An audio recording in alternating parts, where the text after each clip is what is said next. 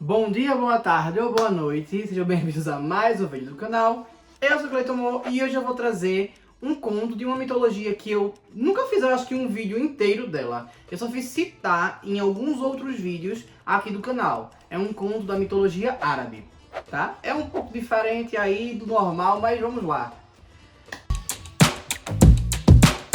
Bem, seguindo a proposta de falar da mitologia de todos os lugares do mundo, pelo menos eu consigo ter algum registro para ler, né, e aprender para poder trazer aqui pro canal.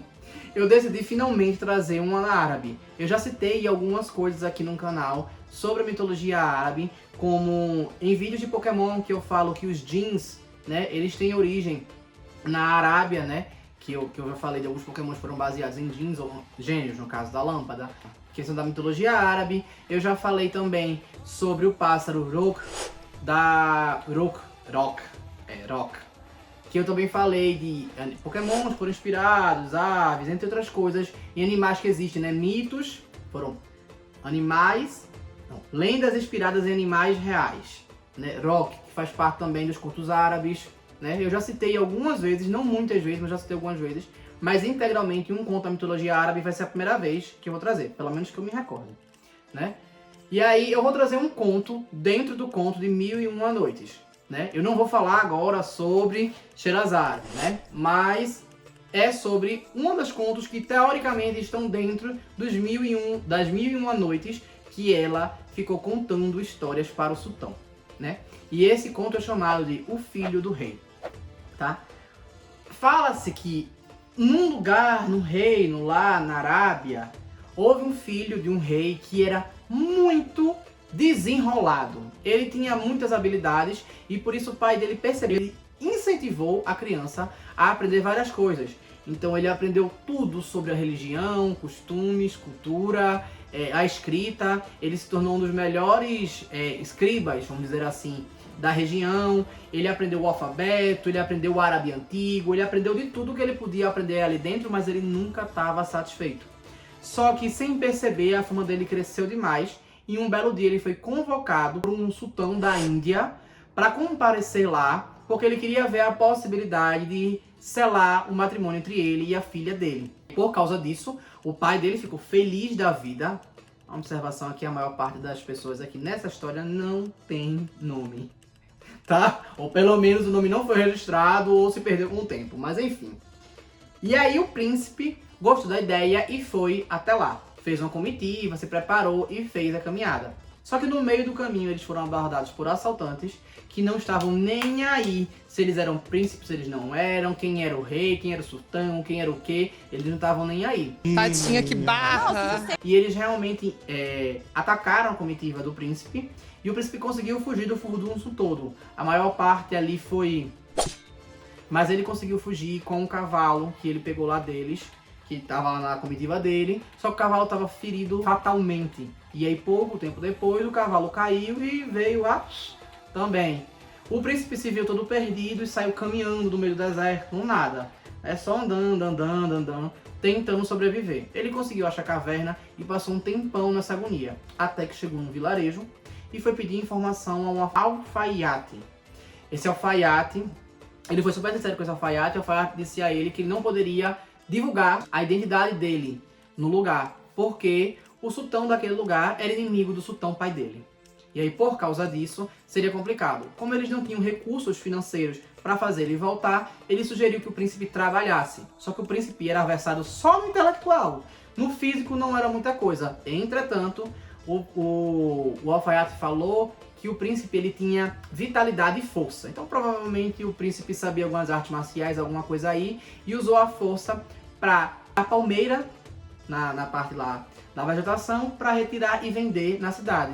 Isso não dava muito dinheiro, mas pelo menos ia conseguir algum dinheirinho ali para eles. E ele poderia sustentar até se organizar e tentar voltar para o lar dele. A princesa lá da Índia, olha, ninguém nem lembra mais da história. Eu sei que parece um assunto um pouco distante a essa altura do campeonato, mas alguém tem que pensar na garota, então que seja eu. E a sua namorada? E aí o que acontece? Ele passa a fazer isso, só que ele vai fazer com que material? O alfaiate faz um empréstimo para ele, né? Pega dinheiro dele e compra um machado e umas roupas novas para ele poder se disfarçar ali no povo. e diz que depois ele paga. E é assim que acontece, ele vai pra lá, conhece o povo que faz isso, os madeireiros que fazem isso, ele passa aí, aprende algumas técnicas, faz as coisas, vai voltando, vai vendendo, vai juntando dinheiro e vai pagando o alfaiate. E aí, com o passar do tempo, ele tenta se embrenhar mais no mato, até que ele vê um anel de ferro numa corrente e ele puxa, isso no meio do nada, ele puxa e abre uma passagem no chão. Eu tô passada, chocada. Como se fosse um escada entrando no chão. Ele vai, emburaca pra lá, e quando ele tá lá embaixo, ele vê um palácio. Muito bonito, muito grande, bem iluminado, mesmo estando debaixo do sol.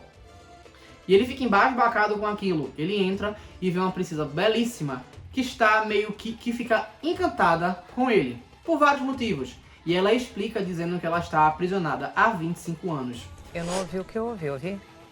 E que, aí você pensa, qual a idade desse príncipe, qual a idade dessa princesa, né? E diz que foi um gênio que trouxe ela lá, e que ele vem visitá-la de 10 em 10 dias, e está no 4º dia. E porque ela tem uma companhia, ela pergunta se ele pode ficar. Ele ficou oriçado por ela, da mesma forma que ela está oriçada por ele, e eles aproveitam o momento ali. Eles comem, bebem, ele toma banho antes, né? Falar porque ele toma banho, olha aí, ele toma banho, não é europeu não. Ele toma banho, se ajeita, eles comem, bebem, ele dorme, ele não volta lá pra casa do alfaiate e vai passando tempo lá, até que vai chegando o momento do gênio voltar. E ela mostra que ela tem um artefato que o gênio deu pra ela, que se ela balança, o gênio aparece logo em seguida, independente do dia que seja.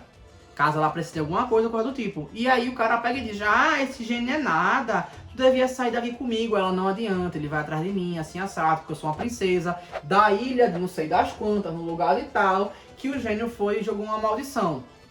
E aí me trouxe como prisioneira. Aí ele pega e diz, não, mas tu estás assim porque tua mente tá corroída por causa do gênio, mas eu não, ó, eu tô nem aí pra ele.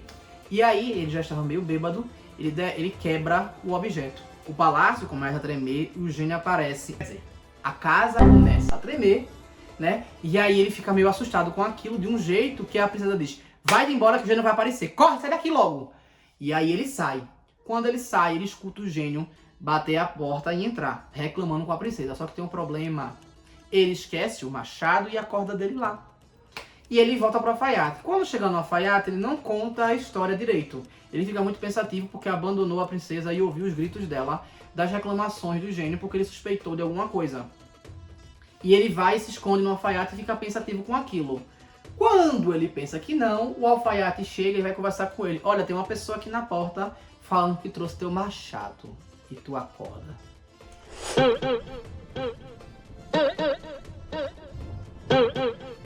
Ele chega e fica assim, quem é que dizer assim? Antes que ele pudesse dizer ou falar qualquer coisa, explicar pro alfaiate, o cara entra no aposento e mostra o machado pra ele. E ele pergunta se o machado é seu. Aí ele, antes de dizer, o gênio entende a reação do cara, o gênio está disfarçado como ser humano, pula no cara, pega o pescoço dele, levanta ele bem pro alto, lá pra cima, já gritando com ele, reclamando, e depois volta pra terra de uma vez pra assombrá-lo. Bate o pé no chão, a terra abre e ele entra no palácio junto.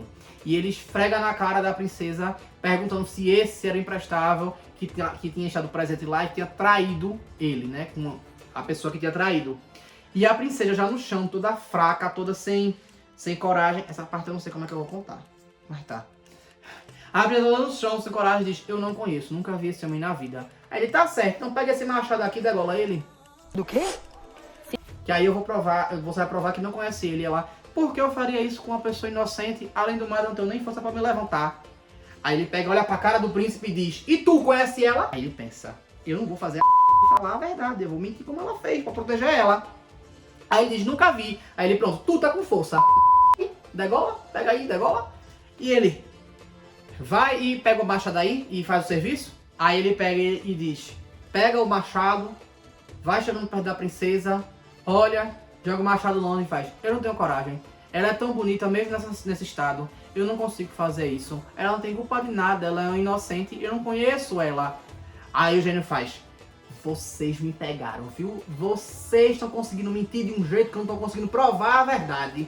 Mas não vai ter mal não, eu já tenho direito sobre ela, vou fazer isso mesmo. Aí ele pega o machado e na mão dela.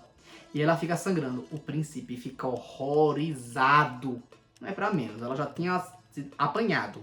E ainda ela vai sofrer até definhar. Aí ele faz, não faça isso, não sei o que o reino faz. Não, eu vou lhe dar liberdade. Agora você não vai ser ser humano. Ou você vai ser macaco, ou você vai ser um cachorro, ou você vai ser um pássaro. Escolha que eu estou sendo bonzinho com você. Ele, não, mas se você quer piedade pra mim, então me deixe sair aqui e tudo mais. Não, você vai sofrer alguma maldição minha que eu não vou deixar. Ele fala que é o gênio da filho de Iblis, da ilha de não sei o que. Eles falam o nome completo, com nome, sobrenome, toda aquela frescura que o povo gosta. Ele fala lá o nome. Que ele é o gênio de não sei da onde, não sei o que mais lá, pá. Eu vou pedir pra colocar aqui. Aí o que acontece? Ele não escolhe. Aí o gênio perde a paciência, pega ele, leva pro alto da montanha, transforma no macaco e diz: se fosse na vida real, é. Aí pronto, ele sai. E deixa o cara lá. Aí o cara que virou macaco desce a montanha, não sabe onde é que tá, quem está perto, está longe. Ele só sai descendo a montanha e ele chega até uma praia. Ele pega um pedaço de madeira, arrasta e fica lá. Aí ele vê um navio. Ele acena pro navio pra ver se alguém vê. Aí ninguém faz nada. Ele pega, joga a danada da madeira na água, pula em cima, usa como barco e vai aqui remando. Quando ele chega perto do barco, a tripulação fica em choque. Como é que um macaco faz um negócio desse? Aí bota o macaco pra cima. Aí eles ficam muito encantados com isso. O capitão ficou assim meio que, nossa, uau, que macaco, hein?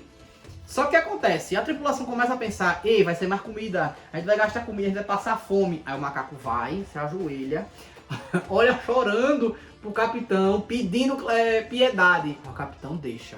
Ele fica aqui, meu filho, fica aqui, eu vou cuidar, ninguém vai tocar nele não, eu vou proteger ele. Aí protege o macaco. Eu me pergunto qual macaco. Porque os macacos do Novo Mundo são daqui, então seria um chimpanzé, né? É, deve ser. Enfim. Aí fica lá, macaco. Ele protege o macaco, vai conversando com o macaco, se afeiçoa ali a estar um macaco como um pet, até que eles chegam num porto, e nesse porto eles são recebidos por emissário do sultão local. E aí quando eles chegam no porto, eles são recebidos por um emissário do sultão local, dizendo que o escriba que estava ser o escriba do sultão, ele veio a falecer, e o sultão está procurando um escriba que escreva tão bem quanto ele, ou melhor. Né? Ele acha improvável acontecer alguém melhor, só que aí não tá. Aí por causa disso ele tá mandando um pergaminho para todo mundo sair assinando, escrevendo alguma coisa e usar como prova para chamar para uma conferência com o sultão para ver se ele vai ser escolhido ou não como escriba. E aí todo mundo tá assinando. O povo da tripulação também faz isso, o capitão faz isso e o macaco vai. É a minha vez de brilhar. Eu passei minha vida estudando para isso. Aí pega lá e o povo quer tomar do macaco porque acha que foi leseiro. O capitão, não, pera aí. Esse macaco é desenrolado, ninguém mexe nele não, deixa eu ver o que ele vai fazer. Se ele fizer, eu mesmo dou uma surra nele. Mas se não, vamos esperar. Vamos ver que esse macaco é inteligente. Tô botando fé nele. Aí o macaco pega lá e escreve. Aí diz que foi a escrita mais bela que eles já viram na vida. Muito mais bem feita do que qualquer uma outra. Melhor até do que do último escriba. Levam pro sultão, o sultão fica embasbacado com aquilo. Alguns até riem, porque eles sabem que é do macaco e ficam nessa, o sultão fica naquela. Pedem para ter uma conferência com o macaco e aí ele é convocado. Ele realmente escreve, o sultão percebe que ele tem uma inteligência e um comportamento muito superior a qualquer outro símio, né? Quer dizer, nesse caso aos macacos mesmo, né? E por causa disso, ficam meio pensativo a respeito disso. As outras pessoas que estão ali próximas também ficam impressionados porque o macaco trata o sultão com todos os costumes da corte, com todos os pormenores, com toda a firula que precisa ser feita para um sultão, aquele negócio todo. Então, mediante aquilo tudo, o sultão fica em choque, pede para que todos saiam, só ficam de confiança dele, que é o funcionário das filhas dele, uma camareira, ele e o macaco. Jogando, eles jogam xadrez, ele vai testando, tenta puxar uma conversa, o macaco tenta acenar, mostrando que sim ou que não, tentando estabelecer essa comunicação, porque ele não conseguia, como eu falei, né? Quer dizer, como deu pra perceber, ele não falava, não conseguia falar porque o aparelho fonador era outro, né? Então, enfim. E aí, até que ele fica tão encantado que ele chama a filha, e a filha vem. Quando a filha vem, ela já vem com a carinha coberta. E o sultão pergunta, por que tá com a cara coberta, mulher? Todo mundo aqui é conhecido, já te viu assim. Não, o macaco é gente. Ela, o quê? O macaco é gente? O macaco é gente. Aí ela pega e explica a situação, que ele recebeu a maldição do gênio. Aí fala o título todinho do gênio. Filho de fulano, da ilha de ciclano, babá. Anne Becanandro, Stephanie Smith, Bueno, de hahaha, de Raiolesas, Baladinhas. E que ela aprendeu as artes mágicas com uma cuidadora que ela teve quando era criança, que ela era feiticeira. Aí ela ensinou um monte de coisa pra ela, então ela conseguia ver as criaturas que estavam amaldiçoadas, com tipo um selo, que é o selo de fulaninho, é essa maldição aqui. Ou ela como se visse o selo mágico, que selasse ali aquela maldição. Aí ela sabe qual era o feiticeiro, nesse caso era um gênio. E aí o macaco afirma, dizendo que foi isso mesmo que aconteceu. E o sultão pergunta se ela poderia desfazer a maldição, então para ela poder casar com ele, que ele gostaria porque ele seria escriba, então ele ganharia as duas coisas ao mesmo tempo. E ela fez beleza. Ela leva eles para um pátio escondido e ela começa a fazer um ritual. Ela faz um círculo mágico, escreve lá em várias coisas, inclusive em árabe antigo, para poder conjurar um feitiço para quebrar aquilo. Só que para isso, o primeiro ponto dela, ela vai fazer o quê? Para quebrar a maldição, é enfrentar o gênio. Que pela história dá-se a entender que eles tinham um acordo de cessar fogo. Ela não atacaria ele não atacaria ela. E aí, por causa disso, ele aparece como um leão e tenta atacá-la, como um leão monstruoso. Ela pula para trás, arranca o pelo dele, vira uma espada e tora ele no meio. Só que aí a cabeça dele vira um escorpião. Ela vai, vira uma serpente e começa a caçá-lo. Aí quando ele é encurralado, ele vira uma ave e voa. Ela vira outra ave e vai atrás dele. Daqui a pouco abre uma fenda no chão e sai um gato e um lobo. O gato é ele e ela é a loba. E aí ele vai tentar caçar ele. Daqui a pouco ele vira um verme, entra numa romã que tá dentro de uma árvore e se funda aquela romã e explode. Aí ela vira um galo e sai comendo todas as sementes. Quando ela vê que tá faltando uma semente, ela vira pro povo e faz assim. Tipo, cadê a última semente? Aí o cara diz, tá ali a semente. O cara não, o macaco aponta ali que a semente tá ali. Quando ela vira pra pegar a semente rola e cai num filetinho de água, né? Que alguns palácios têm, aquele negocinho, aquele caminho de água como um riachozinho. Cai, aí ele vira um peixe lá, toma ele pra dentro, vira um peixe maior pra ir atrás dele, pra perseguir aquela agonia toda. Daqui a pouco se abrem dois portais e saem os dois, um cuspindo fogo na cara do outro, pra tentar aquela agonia até que o gênio pega um lance e cospe fogo na parte recuada do pátio, o que acaba queimando o serviçal dela, né? Ele vem a óbito, né? E o pai dela tem a cara queimada gravemente. A camareira nada acontece e o macaco consegue fugir. E aí, enquanto ele faz isso, a princesa pá pra cima dele e finaliza ele. Aí ele vira um monte de cinza e foi pra vala. Ela chega, pede pra camareira chegar, a camareira chega, ela pega a água, joga no macaco e diz que a maldição esteja quebrada. Aí ele vira a gente na hora e ela chega e fala pro pai, explicando que se ela não tivesse perdido a última semente da romã, ela teria vencido e estaria tudo bem. Mas como ela precisou usar os poderes de fogo, teve uma parte que ela vacilou e o gênio conseguiu contaminá-la por dentro. E ela estava pegando fogo por dentro. Não fica muito claro se foi algum momento de uma das transformações dela que ele conseguiu cuspir fogo pra dentro dela, ou se foi o fato dela usar esse poder que usava um pouco da vida dela. Não fica claro. Mas de uma forma ou de outra, ela viria a óbito e ela começa a sentir muita dor, até que ela vem a falecer. E aí todo mundo fica chorando, o rei com a cara toda deformada e tudo acabado. O rei é socorrido, o resto do povo, o carro do buruço todinho, chega perto, o rei é socorrido e vai sendo tratado. Depois de cerca de um mês, que já tinha acontecido ali, o rei chama o príncipe e diz que não quer mais ver o príncipe ali, porque ele traz o infortúnio com ele. Ele é uma maldição para o lugar aonde ele for habitar, porque toda a trajetória dele é envolvida com o agouro. Né? E por causa disso, ele era super feliz, mas quando o príncipe chegou lá, ele já tinha perdido o escriba, perdeu a filha, a cara deformada, e ele quase veio a falecer. Foi por sorte que sobreviveu. E aí, por causa disso, não queria mais ver o príncipe. O príncipe não consegue nem argumentar pelas palavras com raiva que o sultão fala com ele, ele simplesmente sai. Com aquelas palavras na cabeça, o príncipe sai andando no meio do nada pra nada. E ele sai de príncipe eremita. A partir dali ele tenta viver com o mínimo possível, interagindo o mínimo possível e se virando do jeito que dá. E é isso! Eu espero que tenham gostado. Curtam, comentem, compartilhem, se inscrevam no canal. Eu gosto dessa história porque existem vários contos que só ser da realeza, você não faz nada demais, você tem tudo. Tem tudo fácil. É um negócio que cansa. Nesse caso é exatamente o contrário. Ele até tinha tudo e ele se esforçava muito, mas no final ele terminou na merda. Ele terminou de outro jeito. Talvez o propósito não seja falar sobre azar, seja tentar ver a vida com outros olhos. Mas aí não fica muito claro qual é a fábula. Então comentem aqui o que é que vocês acham que é a verdadeira interpretação dessa história. E é isso. Valeu!